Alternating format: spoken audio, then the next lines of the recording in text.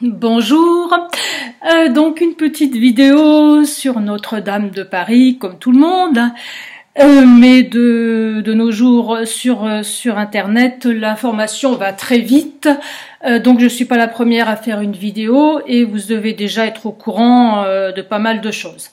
Mais enfin bon, je vais faire quand même ma petite vidéo pour apporter ma pierre à l'édifice. Humour. Bon, donc je voulais intituler ma vidéo pourquoi les maîtres du monde ont-ils foutu le feu à Notre-Dame de Paris? Quels intérêts ont-ils à cet incendie criminel?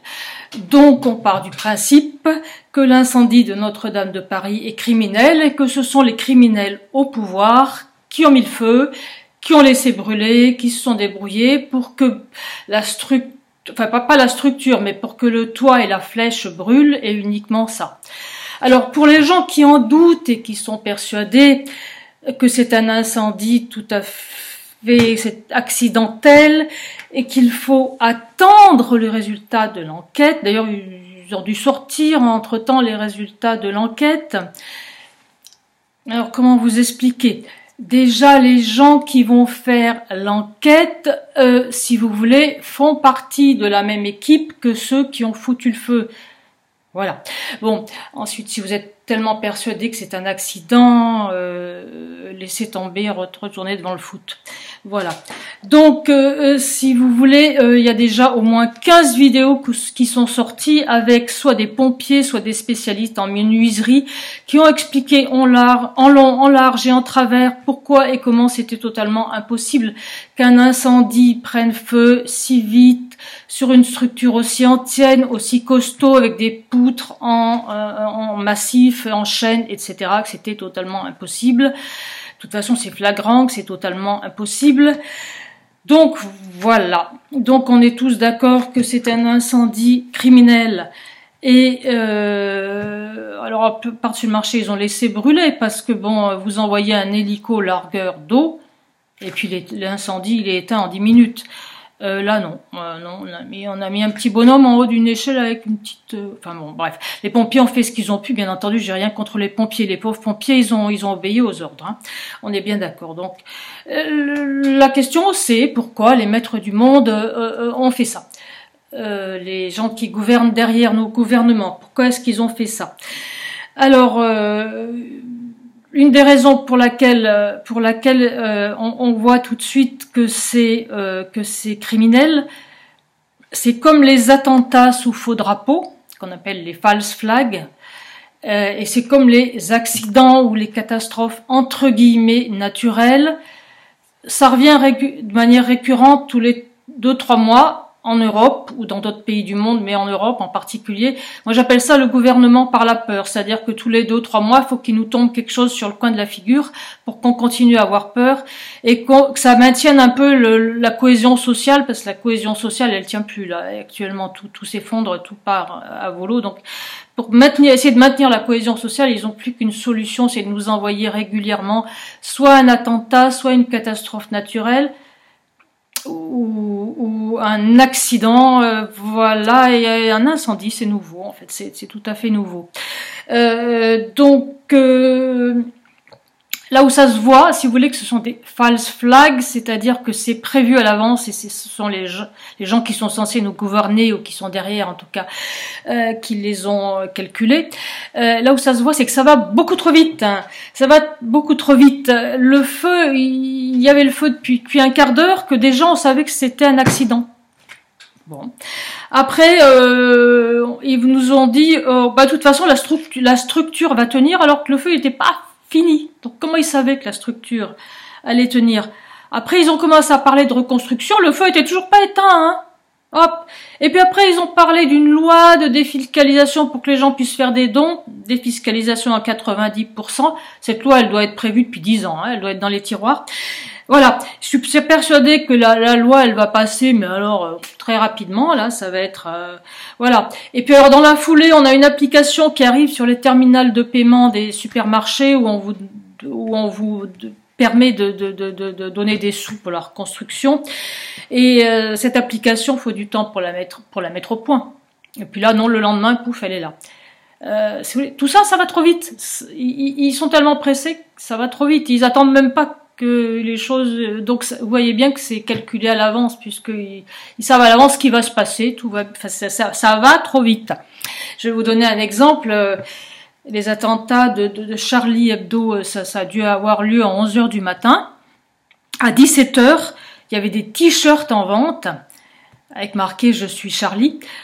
Donc la question c'est combien de temps il faut pour trouver un slogan, pour trouver la police de caractère, pour trouver le design, enfin, etc. Réponse, il faut des mois à une agence de pub pour trouver un slogan. Ensuite, combien de temps il faut pour imprimer des t-shirts en grande quantité pour les vendre. Ben là, l'attentat c'était 11h du matin, les t-shirts à 17h. Voilà. Donc vous voyez bien que ça colle pas. Bon, ensuite on invite les chefs d'État. Vous vous souvenez, ils ont tous défilé 3 jours après. Il y avait tous les chefs d'État de la planète. 3 jours après, les chefs d'État, quand ils ont un déplacement à l'étranger, c'est prévu genre 1 an avant, voire 6 mois avant. Le service de sécurité, il est là 1 mois avant, avec tout un truc que vous imaginez même pas. Donc là, il y avait tous les chefs de la planète, ils avaient pu se libérer dans les 3 jours. Et ils avaient pu organiser leur sécurité dans les 3 jours. Ça ne tient pas debout. Sans compter que c'est un non-sens d'inviter tout un tas de chefs d'État, alors qu'on est censé avoir des terroristes qui sont encore en train de se balader dans Paris. Donc vous voyez bien que ça va trop vite tout ça. Ça tient pas la route. Ça tient pas la route du tout. Et puis bon, on a bien entendu dans tous les cas de faux accidents, de faux machins, d'attentats qui eux sont vrais. Mais par contre, ils sont commandités par nos propres gouvernements ou ceux qui sont derrière nos gouvernements. Donc, si vous voulez, dans ce genre d'attentat ou d'accident, l'enquête, elle est bouclée en 2 temps, 3 mouvements. Vous avez en 5 minutes, pof, on sait qui c'est. Enfin, quand c'est un attentat, là, c'était pas un attentat, donc ok. Mais on sait qui c'est, le mec, on sait qui c'est, on connaît son CV, on sait du combien il chausse, on sait où il est né, on sait tout. Et il est mort. Et le tout en 3-4 heures. Et dans la vraie vie, si vous vous faites voler votre mobilette, on la retrouve 6 mois après en petits morceaux, et le mec, on met jamais la main dessus, parce que les flics, vous avez bien compris que c'est pas des Colombos. Hein. Il y a qu'à la télé qu'il y a Colombo qui trouve toujours. D'accord. Bref, bon, on va pas revenir là-dessus. Si vous voulez, moi j'ai écrit la vidéo il y a 1 semaine, il s'est passé des trucs en 1 semaine. Il y a 1 semaine, je me suis dit tiens, je vais faire de l'humour. Je vais dire je parie qu'ils vont trouver des mégots de cigarettes. Mais pour moi, c'était de l'humour, hein, il y a 1 semaine. Et puis il s'avère que c'est exactement ça. Ils ont trouvé des mégots de cigarettes, ça veut dire qu'ils se foutent ouvertement de notre gueule. Ça veut dire que non seulement ils se donnent même pas la peine d'inventer des mensonges plausibles. Ce qui fait que les gens qui les croient quand même, à ce niveau-là, c'est plus de la bêtise, c'est de la mauvaise foi, voire c'est de la complicité. Voilà, j'irai pas par 4 chemins. C'est-à-dire que là, ils nous mettent sous le nez, ils nous disent voilà, non seulement on se fout de votre gueule, mais en plus on fait même pas semblant, on vous invente des mensonges qui sont pas crédibles. Donc si vous les croyez, c'est que vous cautionnez un peu le système. Hein. Enfin, je veux pas être méchante, mais bon, voilà. Donc ça c'est fait. Ça c'était pour vous dire que voilà, donc c'est un incendie criminel. Donc ils ont foutu le feu à Notre-Dame de Paris, puis ils l'ont laissé brûler. Enfin, ils ont laissé brûler ce qu'ils voulaient laisser brûler. Voilà, la structure, ils n'avaient pas envie de la refaire, mais ils avaient envie de recustomiser l'intérieur. Voilà. Alors maintenant, je vais vous donner la liste des intérêts.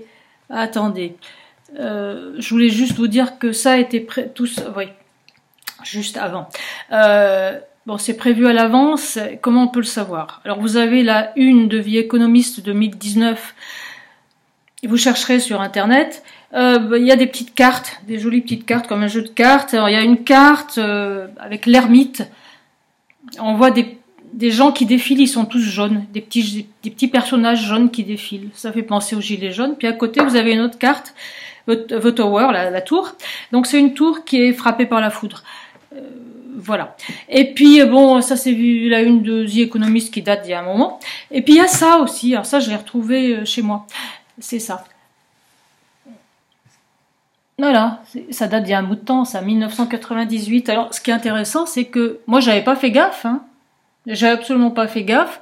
ça brûle, il y en a un superbe incendie derrière. Dans l'histoire de Notre-Dame de Paris, il n'y a pas de feu, et Esmeralda, elle n'est pas brûlée, elle est pendue. Hein, ils ont été sympas, ils l'ont pas brûlée, ils l'ont juste pendue. Enfin bref, pourquoi il y a ce feu? Regardez. Mais j'avais absolument pas fait gaffe, moi. Voilà, oui, écoutez.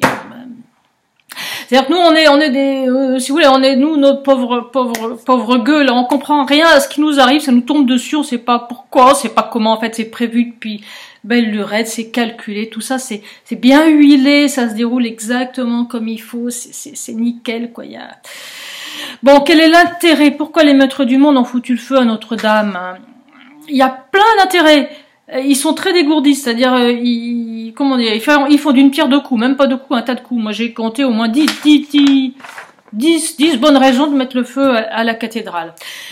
Puis alors, j'ai écrit ça il y a une semaine. Depuis, il y a plein d'informations qui sont arrivées. Ça colle exactement. Bon, alors l'intérêt, bon, il y a d'abord ce qui tombe sous le sens, hein, mais alors tout de suite, là, je crois que personne n'est dupe, tout le monde avait bien compris. Bon, le discours de Macron, c'était le soir même. Hein, moi, je suis pas du tout ce genre de truc, je m'en fous. Donc voilà, c'est le grand débat. Donc qu'est-ce que vous voulez qu'il vous raconte, pauvre garçon? Ils n'avaient pas l'intention de vous donner quoi que ce soit pour le grand débat. Bref. Donc voilà, il y a le feu. Il y a le feu. Donc du coup, le discours, ça devient, il faut reconstruire la cathédrale. Voilà, hop. Bon, donc c'est le discours Macron, évidemment. Et d'une. Et de deux, Macron remonte les sondages. évidemment, ça, les politiciens ils remontent dans les sondages dès qu'il y a une merde, quelle que soit la merde. Donc c'est très très pratique. Voilà, ils remontent dans les sondages. Enfin, de toute façon, les sondages sont truqués, mais enfin, ils remontent. Voilà. Alors après les élections européennes, parce que les élections européennes, tout le monde s'en fout apparemment, à juste titre. Hein. Au passage des élections, à propos des élections européennes, vous pouvez aller voter pour machin, pour truc, pour bidule, ou ne pas aller voter. Ça n'a aucune importance. De toute façon, ceux qui sont censés être élus, ils seront élus. Donc laissez tomber. Voilà. Donc personne ne voulait aller voter. Et alors bizarrement, quand il y a souvent des attentats ou des accidents avant, ou d'une catastrophe naturelle ou des trucs dans le style, juste avant une élection. Vous regarderez, vous vérifierez, ça marche très bien. Les gens, du coup, ils vont voter. Allez savoir pourquoi. Il y a une catastrophe, donc ils vont voter. Bon, donc ça marche. Donc pourquoi ne pas, dans la mesure où ça marche, ils le font. Hein. Bon, ensuite, alors ça n'a pas marché. Le numéro 4, c'est arrêter les gilets jaunes. Ça n'a pas marché, les gilets jaunes, ils continuent. Ça, je trouve ça super marrant. Malgré toutes les manipulations du gouvernement, ils continuent. Ils voulaient arrêter les gilets jaunes à l'acte 22. Alors, parce qu'il y a les maîtres du monde, ils font de la numérologie. Moi, j'y connais rien en numérologie, mais j'ai repéré quand même qu'il y a deux nombres. Le 11 et le 22, c'est pas bon. Hein. C'est pas bon du tout. Sortez pas de chez vous le 11 ou le 22.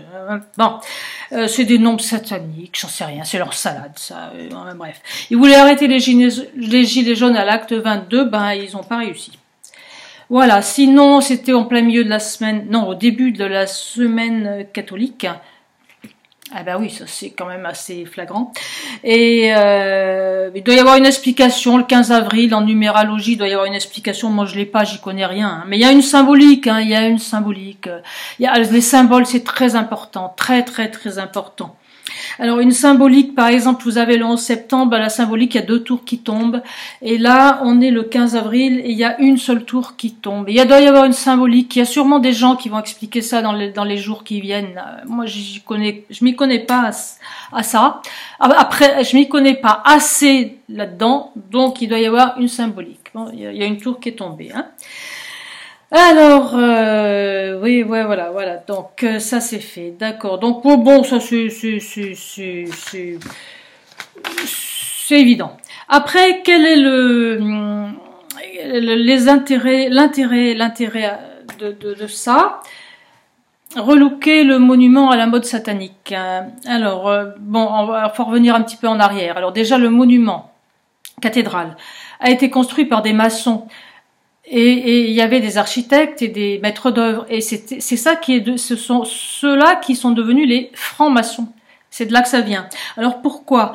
Parce qu'à l'époque, les gens ne savaient pas lire et ne savaient pas écrire. Et à l'époque, la dictature c'était une dictature religieuse. Hein, selon les époques, il y a toujours un pouvoir. Bon, à notre époque, le pouvoir, c'est le pouvoir des banquiers et des multinationales. À l'époque du Moyen-Âge, c'était le pouvoir de l'Église et des chefs de guerre, plus ou moins, enfin le pouvoir des armes, et puis de la religion. Il y avait une dictature religieuse. Donc, de nos jours, comment on nous manipule? On nous manipule avec la télé. On nous dit ce qu'on a à faire, ce qu'on a à penser, qui on a aimé ou à haïr à la télé. À l'époque, il n'y avait pas de télé, les gens savaient pas lire et pas écrire, on n'avait pas inventé l'imprimerie. Voilà, d'accord. Donc il fallait manipuler les gens, il n'y avait pas de télé. Donc à l'époque, comme c'était une dictature religieuse, la manière de manipuler les gens, c'était de construire des cathédrales. Et à l'intérieur de ces cathédrales, il y avait toute une iconographie. Et alors statues, des peintures, des bas-reliefs, etc. Et cette iconographie, elle expliquait aux gens ce qu'ils devaient faire, ce qu'ils ne devaient pas faire, qui devait être bien sage, comment il fallait qu'ils se comportent, ce qu'ils devaient croire et pas croire, etc. Donc les constructeurs de cathédrales, c'était hyper important. C'était comme l'équivalent du show business et des journalistes et des politiciens de nos jours. Voilà. Donc il faut bien comprendre que la religion chrétienne, comme toutes les religions, c'est pas la spiritualité, c'est une fausse voie. C'est une méthode de domination et de manipulation des foules. Et ceux qui ont construit ces cathédrales, c'était des francs-maçons, par définition, qui avaient une connaissance, soit dit en passant, parce que l'architecture des cathédrales, c'est drôlement chiadé, et ça se casse pas la gueule. D'où elle sortait cette connaissance à une époque où apparemment, on nous raconte bien que c'était l'âge des ténèbres. D'où sortaient ces connaissances. Donc c'est très important de comprendre que ce sont des francs-maçons qui ont construit cette cathédrale et que, bien sûr, il y a des symboles religieux. Alors attention, les gens qui sont catholiques, hein, ne m'en veuillez pas, ne mélangez pas tout. Je suis pas en train de m'en prendre aux catholiques ou aux gens qui ont la foi. Je suis en train de m'en prendre aux gens qui ont noyauté la religion catholique et qui ont mis des symboles sataniques. Il y a des symboles francs-maçons partout, dans toutes les constructions religieuses. Et il y en a bien entendu à Notre-Dame. On en a parlé, il y a des sculptures, des peintures. Bon, on voit quand même des scènes relativement porno ou limite porno dans les sculptures. Il y a des dragons partout, hein, des dragons, des gargouilles. Là, c'est des dragons, c'est reptilien, tout ça. Enfin. Vous voyez bien que ce que je veux dire, c'est que ce monument, à la base, il n'était pas forcément chargé de choses positives, d'énergie positive. Il est posé à un endroit. Tous les monuments ont été construits sur des sites qui étaient avant des sites sacrés, avant la religion, qui étaient des sites sacrés. Donc des points énergétiques importants, mais malheureusement, ils ont construit des monuments dessus. Je suis pas sûre que l'énergie elle était bonne déjà avant. On est bien d'accord. Mais là, le fait qu'il l'ait démoli, ils vont tout refaire l'intérieur, évidemment.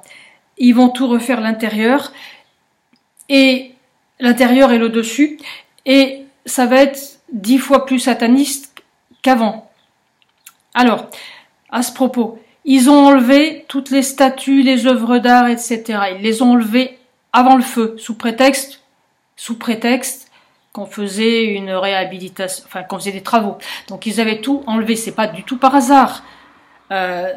Tout ça, c'était des œuvres d'art qui apportaient une connaissance au public, et on pouvait rentrer comme on voulait dans Notre-Dame. On pouvait donc avoir accès à tous ces documents, à toute cette connaissance. Maintenant, toutes ces œuvres d'art ont été ramassées. On les reverra plus, à mon avis.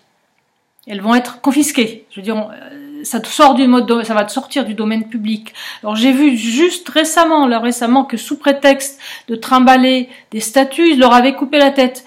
Enfin, ils leur avaient enlevé la tête, et après ils peuvent la remettre la tête, évidemment. Alors il y a une statue qui a le bras en l'air comme ça, et ils ont enlevé la tête. L'excuse, c'est que ça rentre pas, c'est pour le transport. La statue, ils ont enlevé la tête, mais la statue, elle a le bras en l'air, donc elle a le bras qui gêne. Pourquoi ils ont enlevé la tête? Enfin, vous voyez un peu le topo, quoi. les les œuvres qui étaient à l'intérieur de la cathédrale vont être soustraites à la vue du public. Je suis pas sûre qu'on les revoit, ou alors elles vont être modifiées. Voilà, déjà. Donc déjà, on avait une cathédrale, peut-être pas pleurer, parce que c'était déjà pas... Bon, mais ça va être pire, évidemment. Ça va être pire. Ça va être pire. Bon, ça va être pire après. Bon, alors après, le lendemain, l'incendie, il n'est même pas éteint, il reste encore des braises. Il y a tout un tas de grandes fortunes qui sortent des millions, des paquets de 100 millions, là, pouf. Ah, mais l'instant d'avant, il n'y avait pas un sou, il fallait décentraliser et virer des gens. Puis là, d'un seul coup, ils ont 200 millions sous la main. Bon, alors, plusieurs choses. D'abord, premièrement, du coup, c'était pour faire passer cette fameuse loi de 90% des tons qui sont défiscalisés, gna gna gna. C'est une loi. Ça revient à dire que les riches ne vont plus payer d'impôts, tout simplement. Alors avant, ils en payaient pas non plus, mais avant, ils étaient obligés de tricher. Maintenant, ils sont plus obligés de tricher, ça sera officiel, parce qu'une fois que la loi elle est passée, c'est fini. Alors, je vais vous expliquer ce qu'ils vont faire. Ils vont créer leur propre ONG, ou leur propre association, ou leur propre j'en sais rien quoi. Et puis après, ils feront des dons à eux-mêmes. Ils se feront des dons à leur propre ONG ou à leur propre association, à eux-mêmes. Après, on sait très bien que les ONG, l'argent, il est détourné. Donc, imaginez monsieur machin qui est très riche, il fait ça, il fabrique son ONG pour sauver les petits-enfants, pia. Donc, il donne 200 millions à son association, donc c'est défiscalisé, il paye pas d'impôt dessus. Sur les 200 millions, il y a 10 millions qui partent pour les petits-enfants, et puis il y en a 190 millions, hop, qui sont détournés, il s'achète un yacht avec. Et comme ça, il s'est acheté son yacht, il n'a pas payé d'impôts, tout va bien. Donc voilà à quoi ça sert tout ça. Hein. Alors par contre, les pauvres gens qui vont donner 10 euros par-ci, 20 euros par-là, ceux-là, ils payeront toujours autant d'impôts. Hein. Bon, voilà. Donc ça permet, si vous voulez, les riches ont engrangé tellement d'argent sous le règne de Macron que ils se retrouvent en train plus ou moins de payer des impôts. Les pauvres, là, ça va pas du tout, ça. Donc ça, c'est le bon truc. Donc c'est une loi qui leur permet de défiscaliser, enfin bref. Vous avez bien compris. Et puis alors c'est pas fini, hein. Alors les riches, même s'ils payent pas d'impôts, ils vont pas donner 200 millions comme ça gratis. Il y a un retour sur investissement. Et alors là c'est pareil, c'est-à-dire que j'ai écrit ce machin il y a une semaine. Et depuis, j'ai eu des infos. Alors moi, je me suis dit, sur le moment, ils vont privatiser Notre-Dame. C'est-à-dire qu'en fait, comme c'est eux qui vont payer, ils vont nous dire, bon, c'est bien joli, mais maintenant, pour rentrer dans Notre-Dame, il faut payer un droit d'entrée. Voilà. Alors moi, je me dis toujours que je suis parano, hein. Puis entre-temps, il y a des infos qui ont ressurgi. Et comme par hasard, il y a dans les tiroirs depuis longtemps un projet de refonte complet de l'île de la Cité. Toute l'île de la Cité. L'île de la Cité, les 3/4 des trucs qu'il y a dessus appartiennent à l'État, c'est-à-dire nous appartiennent à nous. Mais là, en l'occurrence, ils nous appartiennent plus. Ce qui va se passer, c'est qu'ils avaient prévu, en gros, ça fait longtemps que les riches, ils avaient prévu de s'approprier l'île de la Cité. Donc, on fout le feu à Notre-Dame et sous prétexte de reconstruire Notre-Dame, ils vont s'approprier toute l'île de la Cité, c'est-à-dire que Macron, qui est en train de vendre la France en pièces détachées, hein, les aéroports, les machins, les trucs, ils vont vendre tous les trucs publics, les bâtiments publics qu'il y a autour, et les riches vont pouvoir s'approprier, ça va être à eux, c'est-à-dire qu'ils vont se faire un Disneyland privé où ils vont mettre des hôtels ou aller savoir quoi, des trucs, mais que, si vous voulez, le principe c'est que nous on pourra plus y aller. Tout sera payant, ou on pourra plus se balader dans les rues, on pourra plus, à mon avis. Alors il y a un projet, alors je vais vous mettre les liens en dessous, hein. Je vais vous mettre les liens en dessous. Donc moi je m'étais dit ça va être juste la cathédrale. Ils vont en faire un monument franchement franc-maçon, franchement satanique, avec des pyramides dans tous les sens. J'étais en dessous de la réalité parce qu'il y a un réel projet. Il y a le dessin sur Internet. Il y a effectivement des pyramides en verre sur le toit de Notre-Dame. Et donc moi imaginer un truc, j'étais en dessous de la réalité. Puis ils vont probablement s'approprier toute l'île de la Cité. À la limite, pour traverser le pont, il va falloir payer un péage. Enfin, je vois ça très mal, moi. Bon, voilà. Donc moi, j'avais une idée. Alors ça tombe avec les Jeux Olympiques. Hein. Ils vont se faire ça pour les Jeux Olympiques. Ça tombe à peu près pour les Jeux Olympiques. Alors moi, je m'étais dit la flèche de Notre-Dame, ils vont la remplacer par une tour pyramidale. J'étais pas encore tombée sur le site où il y a le plan. Et le plan, il y a une tour pyramidale. Et alors je m'étais dit, ça c'est pas de moi, c'est de Fabrice sur la chaîne OEC. Fabrice, il a comparé, je crois que c'est lui, hein, qui a comparé la tour Eiffel avec le laser qui est en haut. Il a comparé ça dans le film Le Seigneur des Anneaux. Vous savez, il y a les deux tours et il y en a une, c'est une tour, puis en haut il y a l'œil de Sauron. Et je crois que c'est lui qui avait appelé l'œil de Sauron en parlant de la loupiote qui est en haut de la en haut de la tour Eiffel, en parlant du laser qui est en haut de la tour Eiffel. Et moi, comme le titre du film c'est les deux tours, je m'étais dit, vous allez voir, ils vont nous coller une belle pyramide en verre ou en je sais pas quoi sur Notre-Dame à la place de la flèche, et en haut ils vont mettre un truc lumineux, et comme ça on aura les deux tours, parce que les films, et en particulier les films de science-fiction et de fantasy, sont pleins de messages. Donc je m'étais imaginé ça, je m'étais dit je vais leur dire dans la vidéo. Et puis en fait, je crois que je suis pas parano parce qu'effectivement c'est ce qui est prévu. Donc ils vont privatiser toute l'île de la Cité. Bon, voilà. Bon, les œuvres d'art on les reverra pas et ça va être 10 fois plus satanique après qu'avant. Voilà, qu'est-ce que vous voulez que je vous dise? Je vous mettrai les liens en dessous, mais alors j'ai des problèmes de censure, c'est-à-dire que on me censure pas mes vidéos pour l'instant, on me censure. Il y a des articles sur mon blog, c'est-à-dire je mets mes vidéos, je mets un article sur mon blog et le blog, il y a un article qui est censuré, c'est la vidéo où je dis qu'ils sont les vrais maîtres du monde, qui a eu énormément de vues. Je me suis fait repérer par Big Brother, donc du coup c'est censuré sur Facebook. J'espère juste que je vais pas être censuré. Je vous dis ça en passant. Hein. Voilà, je suis censuré sur Facebook. Après, il y a des mecs qui se baladent dans les rues en criant liberté d'expression. Et ben moi je l'ai pas la liberté d'expression, hein, de toute évidence. Voilà. Donc ça c'est fait. Je règle mes comptes avec Facebook. Donc, mais bon, pour l'instant, le reste de mon blog n'est pas censuré. Ça m'est déjà arrivé sur Facebook. Bon, enfin bref. Alors, le numéro 10, pourquoi les maîtres du monde ont foutu le feu à Notre-Dame? À cause de l'égrégore. C'est-à-dire que quand on se tombe sur la Notre-Dame qui est en train de flamber, bien entendu, la première chose on éprouve des émotions. C'est normal, on est des êtres humains, nous. Et donc les émotions négatives, de la peine, éventuellement de la colère, éventuellement de la peur. Donc il faut savoir que les entités qui sont en dessus hiérarchiquement des banquiers et des industriels qui sont eux-mêmes en dessus de nos gouvernements, du show business et des médias. Donc ces entités se nourrissent d'émotions négatives, donc ils créent des égrégores. Quand tout un tas de gens ont la même émotion en même temps, ça crée un égrégore. Et ils créent des égrégores négatifs, de peur, de colère, de peine, qui leur servent de nourriture à ces entités qui sont en dessus. Donc, là, bien entendu, quand on voit brûler Notre-Dame, première réaction, c'est la peine, c'est-à-dire qu'on éprouve de la peine. Deuxième réaction, de la peur, on a toujours la peur parce que du coup, on se dit, on se rend bien compte qu'il y a des attentats, des machins, des trucs sans arrêt, quoi. Donc, on se dit, c'est quoi la prochaine fois qu'est-ce qui va nous tomber sur la gueule et quand? Donc, il y a une espèce de peur perpétuelle, hein. On sait jamais ce qui va nous tomber dessus, quoi, voilà. On le sait, tous les 2-3 mois, il y a un truc qui se passe. Est-ce que ça va nous tomber dessus ou pas? Bon, là, il n'y a pas eu de mort, c'est encore déjà une bonne chose.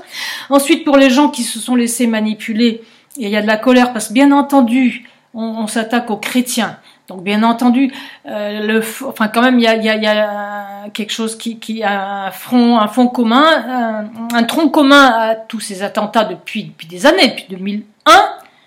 C'est de monter les chrétiens contre les musulmans. On a bien compris ça, d'accord. Donc là, il y a quand même une cathédrale qui brûle, donc il y a des gens qui sont allés se dire que c'était les musulmans. Hein, bon, voilà.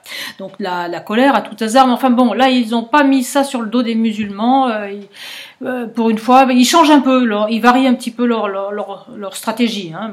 Un coup c'est un attentat, donc c'est les méchants djihadistes. Ce coup-ci non, c'est un accident, c'est les méchants qui ont oublié leur mégot de cigarette. Voilà. Bon. D'accord. Donc enfin bref, le but c'est de créer des égrégores de peur, de colère, de peine, souvent. De manière à nourrir les entités qui s'en nourrissent.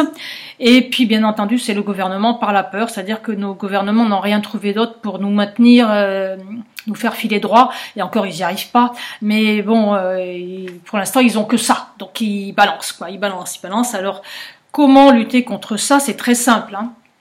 Vous avez allumé votre télé, vous êtes tombé là-dessus, vous avez eu de la peine évidemment sur le moment, mais après à froid, vous réfléchissez et vous tombez plus là-dedans. Alors tous les gens qui disent « j'en ai marre qu'on me parle de Notre-Dame à longueur de télé », moi je réponds « éteignez votre télé ». Voilà, laissez tomber. Ne réagissez plus. Alors, les trois émotions négatives, peur, colère, peine. Il y a une émotion positive, il n'y en a pas deux, joie, bonheur. Donc si vous êtes heureux et si vous avez de la joie, vous ne nourrissez pas les entités qui veulent se nourrir de vos émotions négatives et vous marchez pas dans le truc, donc soyez heureux. C'est-à-dire que la seule bonne nouvelle dans cette histoire, c'est que tout ça n'a pas beaucoup d'importance. D'accord, cette cathédrale, ils vont la reconstruire en bien pire. Mais ça n'a pas d'importance. C'est à Paris, de toute façon Paris c'est pas un lieu où habiter, les villes, faut pas y habiter dedans. Ce monde est en train de s'écrouler, laissez tomber. Voilà, il faut se préparer psychologiquement à l'idée que ce monde est en train de s'écrouler, il y en a un autre qui va se mettre en place, cet autre monde, notre monde, hein, pas le nouvel ordre mondial, hein, notre nouvelle planète, le nouveau monde, c'est nous qui allons le construire. Donc laissez tomber, ne rentrez plus dans le jeu, il faut plus que ça vous atteigne tous ces trucs. Hein. Ne rentrez plus là-dedans, laissez tomber, prenez du recul. Voilà, de toute façon on va aller habiter à la campagne et cultiver des patates, hein, on est bien d'accord. Il faut se préparer à l'après. Qu'est-ce qui va se passer après? Le nouveau monde qu'on va construire. Voilà, donc le nouveau monde qu'on va construire, ça sera pas dans les villes, ça sera pas à Paris de toute façon. Et donc pour ce nouveau monde, il va falloir de l'autonomie énergétique, de l'autonomie alimentaire, et il va falloir savoir se soigner tout seul. Et il va falloir pour ça, l'idéal, c'est pas de se soigner, c'est de pas tomber malade, donc de rester en bonne santé. Donc, regardez mes 2 dernières vidéos que personne n'a voulu regarder. Parce que dans mes 2 dernières vidéos, je vous explique comment être en bonne santé. En mangeant des fruits et des légumes bio. Bon, c'était juste pour rigoler. Voilà. Donc, ce que je veux dire, c'est que la bonne nouvelle dans l'histoire, s'il y en a qu'une, c'est arrêter de rentrer dans le jeu. Bon, d'accord. Voilà. Sortez de l'égrégore, laissez tomber. Soyez heureux. N'y pensez plus, qui reconstruisent ceux qui veulent, ceux qui leur fait plaisir sur l'île de la Cité. Laissez tomber les élections, laissez tout tomber. Prenez du recul. Travaillez votre élévation spirituelle. Soyez zen, prenez du recul. Tout ça n'a aucune importance. Voilà.